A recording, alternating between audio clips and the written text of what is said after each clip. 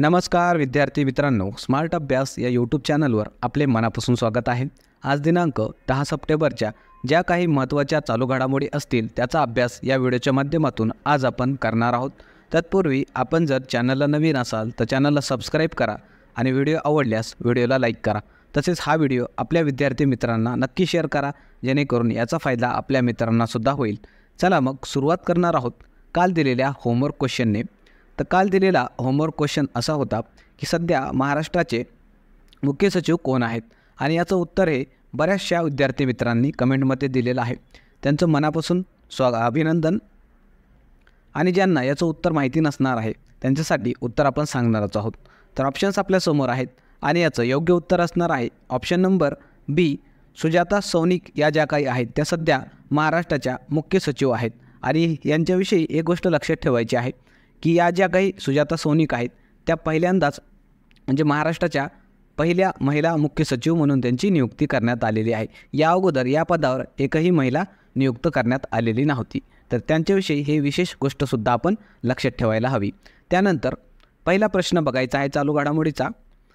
Paris Paralympic 2024 स्पर्धेमध्ये पदक तालिकेत भारताचा क्रमांक कितवा आहे? तर नुकतंच मित्रांनो हे जे काही पॅरिस पॅराऑलिम्पिक स्पर्धा आहे ती संपलेली आहे। तर त्या दृष्टीने हा प्रश्न आपल्यासाठी महत्त्वाचा आहे। तर ऑप्शन्स आपल्यासमोर आहेत आणि याचं योग्य उत्तर असणार आहे ऑप्शन नंबर ए। तर या पदक तालिकेमध्ये भारताचा 18वा क्रमांक आहे मित्रांनो। तर त्याविषयी या पॅराऑलिम्पिकविषयी आपण थोडं डिटेलमध्ये सुद्धा इन्फॉर्मेशन बघणार आहोत। जसं की या पॅरिस पॅराऑलिम्पिकमध्ये टॉप 3 देश कोणते होते जे की पदक ज्यांनी मिळवलेले आहेत त्यांच्याविषयी जर आपण बघायचं झालं तर सर्वाधिक पदक हे चीन या देशाने जिंकलेले आहेत, 220 पदक जिंकलेले आहेत। ब्रिटन या देशाचा दुसरा क्रमांक लागतो, 124 पदकं या देशाने जिंकलेले आहेत। त्यानंतर क्रमांक लागतो अमेरिकेचा 105 पदकांसह। आणि भारताच्या खेळाडूंनी 29 पदकं हे आपल्या भारताला जिंकून दिलेले आहेत। त्यामध्ये 7 सुवर्ण पदक आहेत, रौप्य 9 आहेत आणि कांस्य पदक हे 13 आहेत। असे एकूण 29 पदक यावेळेस भारताने पॅराऑलिम्पिक स्पर्धेमध्ये जिंकलेले आहेत। आणि आत्तापर्यंतची ही सर्वाधिक बेस्ट अशी कामगिरी आपल्या खेळाडूंनी करून दाखवलेली आहे। तर त्याविषयी आपल्याला हे पण माहिती असायला पाहिजे। आपल्याला कधी येणाऱ्या परीक्षांमध्ये प्रश्न विचारला जाऊ शकतो की भारताने जे काही सुवर्ण पदक जिंकलेले आहेत त्या खेळाडूंविषयी आपल्याला थोडं लक्षात ठेवायचं आहे। जसं की हे 7 खेळाडू आहेत की ज्यांनी आपल्या भारतासाठी गोल्ड मेडल हे जिंकून दिलेलं आहे। तर पहिली असेल अवनी लखेरा, नेमबाजीमध्ये त्यानं गोल्ड मेडल जिंकलेलं आहे। नितेश कुमार याने बॅडमिंटनमध्ये भारताला सुवर्णपदक जिंकून दिलेलं आहे। सुमित अंतिल यांनी भालाफेकमध्ये, अरविंदर सिंग धनुर्विद्येमध्ये, धरमवीर क्लब थ्रो या खेळामध्ये, प्रवीण कुमार यांनी उंच उडी या खेळ प्रकारामध्ये भारताला सुवर्णपदक मिळवून दिलेलं आहे।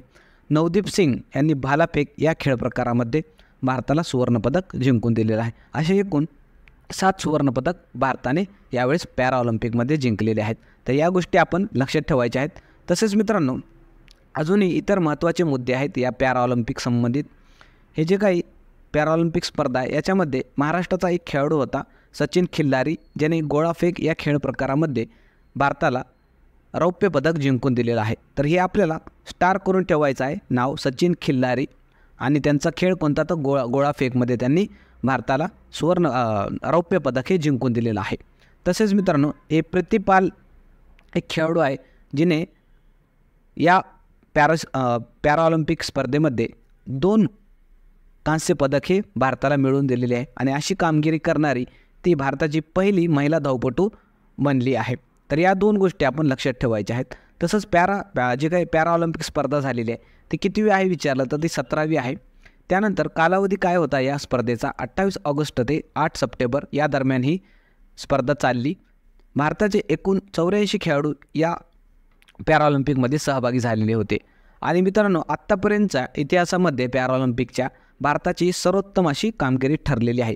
एवढे 29 मेडल हे या स्पर्धेमध्ये आपल्या खेळाडूंनी जिंकून दिलेले आहे। या अगोदर एवढे मेडल आपल्याला इतिहासामध्ये कधीही मिळवता आलेले नाहीत। तर हे पण आपण लक्षात ठेवायला हवं। त्यानंतर पुढचा प्रश्न आपल्याला बघायचा आहे, आंतरराष्ट्रीय पोलीस सहयोग दिवस कधी साजरा करण्यात आला? तर ऑप्शन्स आपल्यासमोर आहेत आणि याचं योग्य उत्तर असणार आहे ऑप्शन नंबर सी 7 सप्टेंबर रोजी नुकतंच आंतरराष्ट्रीय पोलीस सहयोग दिवस साजरा करण्यात आला. तर त्याविषयी थोडी एक्स्ट्रा इन्फॉर्मेशनसुद्धा आपल्याला बघायची आहे.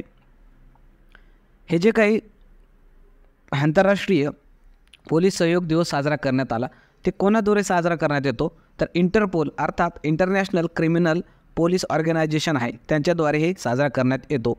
आणि का साजरा करण्यात येतो, कारण 7 सप्टेंबर 1923ला या इंटरपोलची स्थापना झाली होती आणि 2023ला 100 वर्ष पूर्ण झाले म्हणून या दिवसाला साजरा करण्यास सुरुवात झालेली आहे. आणि पहिलं जे काही या दिवसाचं आयोजन झालं होतं ते मागच्या वर्षी झालेलं आहे. आता त्याचं हे दुसरं वर्ष आहे की हा दिवस साजरा करण्यात येत आहे. हे पण आपण लक्षात ठेवायचं आहे. तसेच मित्रांनो, या इंटरपोलचा उद्देश काय आहे, तर connecting police for a safer world हे आपण लक्षात ठेवायचं आहे. आणि या इंटरपोलचे सध्या सदस्य देश किती आहेत, तर 196 देश सदस्य आहेत. हे आपण लक्षात ठेवायचं आहे. त्यानंतर पुढचा प्रश्न आपल्याला बघायचा आहे की आशियाई ऑलिम्पिक परिषदेवर पहिले भारतीय अध्यक्ष म्हणून कोणाची निवड झाली आहे. तर ऑप्शन्स आपल्यासमोर आहेत आणि याचं योग्य उत्तर असणार आहे option number A Randhir Singh. हे जे काय आहेत त्यांची नुकतंच आशियाई ऑलिम्पिक परिषदेवर अध्यक्ष म्हणून निवड झालेली आहे. तर त्याविषयी थोडी अधिकची माहितीसुद्धा आपल्याला बघायची आहे. हे जे काही रणधीर सिंग आहेत ते 5 वेळा ऑलिम्पिक स्पर्धांमध्ये त्यांनी सहभाग घेतलेला आहे आणि ते एक शूटर आहेत. या पदावर निवड होणारे हे पहिलेच भारतीय व्यक्ती ठरलेले आहेत. या अगोदर एकही भारतीय या पदावर पोहोचलेला नाही किंवा नियुक्त झालेला नाही. हे आपण लक्षात ठेवायचं आहे. आणि यांचा कार्यकाळ हा 4 वर्षांचा असणार आहे. 2024 ते 2028 असा त्यांचा कार्यकाळ हा असणार आहे. या गोष्टी आपल्यासाठी महत्त्वाच्या. त्यानंतर पुढचा प्रश्न बघणार आहोत की नुकतेच कोणत्या IITने अबुधाबी येथे त्यांच्या पहिल्या आंतरराष्ट्रीय कॅम्पसचं उद्घाटन केलं आहे. तर ऑप्शन्स आपल्यासमोर आहेत आणि याचं योग्य उत्तर असणार आहे ऑप्शन नंबर बी IIT दिल्ली जे काही आहे त्याचं नुकतंच एक कॅम्पस हे अबुधाबी या ठिकाणी सुरू केलेलं आहे. तर त्याविषयीची घडामोड आहे. तर थोडी अधिकची माहितीसुद्धा आपल्याला बघायचं आहे. अबुधाबीचे जे काही प्रिन्स आहेत शेख खालिद बिन मोहम्मद यांनी या कॅम्पसचं उद्घाटन केलेलं आहे.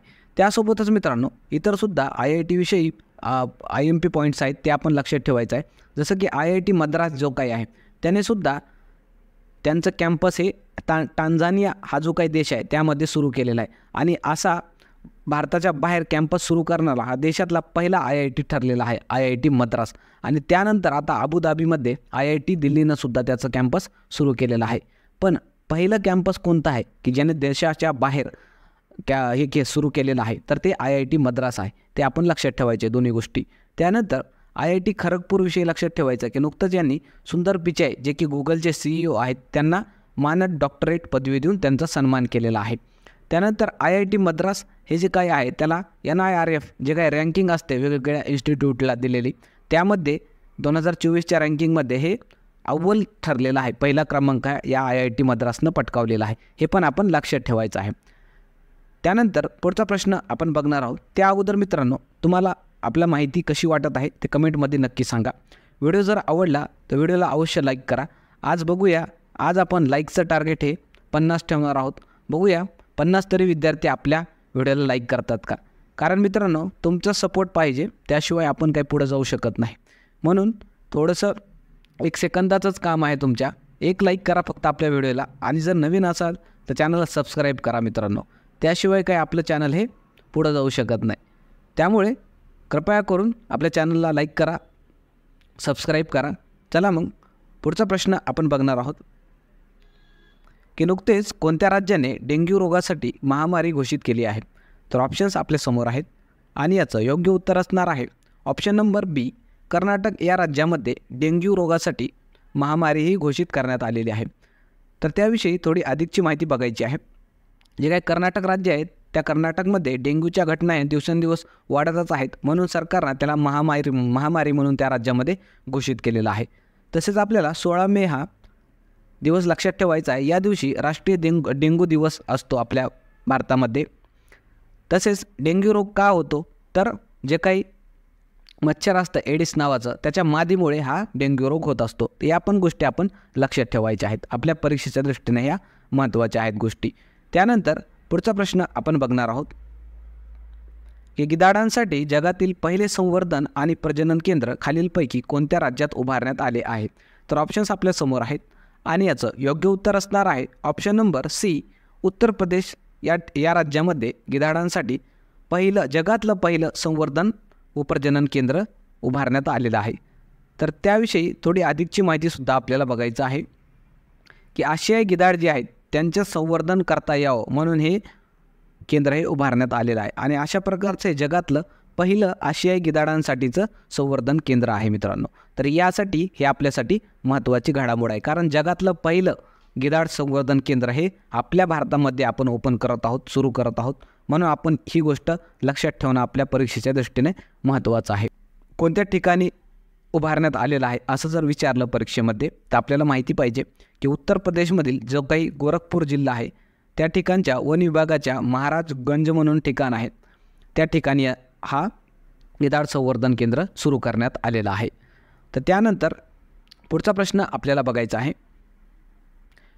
सुपर टायफून यागी हे शक्तिशाली वादळ कोणत्या समुद्रात आले होतं?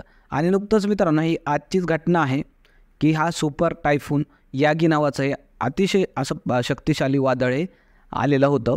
त्यासंबंधित प्रश्नसुद्धा आपल्या परीक्षेमध्ये येऊ शकतं, कारण या वादळामुळे मोठ्या प्रमाणामध्ये चीन असेल, व्हिएतनाम, हाँगकाँग या देशांमध्ये नुकसान झालेलं आहे. तर त्यासंबंधीचा हा प्रश्न आहे, म्हणून आपण हा प्रश्न या ठिकाणी घेतलेला आहे. तर ऑप्शन्स आपल्या समोर आहेत आणि याचं योग्य उत्तर असणार आहे ऑप्शन नंबर बी, दक्षिण चीन समुद्र जो आहे तर त्या ठिकाणी हा वादळ आलेला होता आणि त्यामुळेच मित्रांनो त्या ठिकाणचे जे काही किनारी भाग आहेत चीनचा, व्हिएतनाम आणि हाँगकाँग या देशांचा, त्यामध्ये खूप मोठ्या प्रमाणामध्ये त्या चक्रीवादळामुळे नुकसान झालेलं आहे. तर एवढं आपल्याला लक्षात ठेवायचं आहे. त्यानंतर शेवटी आपण जसं होमवर्क क्वेश्चन देऊन जातो तसं आजचा होमवर्क क्वेश्चन काय असणार आहे की इस्रो या अंतराळ संस्थेचे अध्यक्ष कोण आहेत? तर याचं उत्तर हे आपण प्रत्येकाने कमेंटमध्ये नक्की द्यायचं आहे मित्रांनो, कारण हे प्रश्न आपण तुमच्यासाठीच बनवत असतो. म्हणून कृपया प्रश्न स्किप न करता उत्तर देण्याचा प्रयत्न करा. तुम्हालाच यामुळे परीक्षांमध्ये प्रश्नांची भीती राहणार नाही आणि या प्रश्नांचा फायदा तुम्हाला येणाऱ्या परीक्षांमध्ये दिसूनच येणार आहे. म्हणून उत्तर देत चला मग बघूया किती जण आपले विद्यार्थी या प्रश्नाचं उत्तर देतात. बरेचसे असे आपले विद्यार्थी आहेत की दररोज कंटिन्यूमध्ये ते डेली उत्तर सांगतात मित्रांनो. असे काही विद्यार्थी आहेत. तुम्हीसुद्धा उत्तर देण्याचा प्रयत्न करा जेणेकरून तुम्हालासुद्धा याचा फायदा होणार आहे.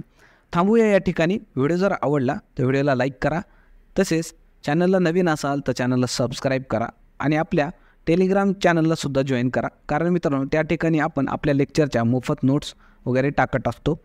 त्यामुळे आपल्या टेलिग्राम चॅनल स्मार्ट अभ्यास 555 याला सबस्क्राईब करा. तसेच आपला व्हॉट्सअप चॅनलसुद्धा आहे स्मार्ट अभ्यास, त्या ठिकाणीसुद्धा तुम्ही जाऊन जॉईन करू शकता. तर थांबणार आहोत या ठिकाणी. पुन्हा भेटूया एका नवीन व्हिडिओसह. तोपर्यंत धन्यवाद.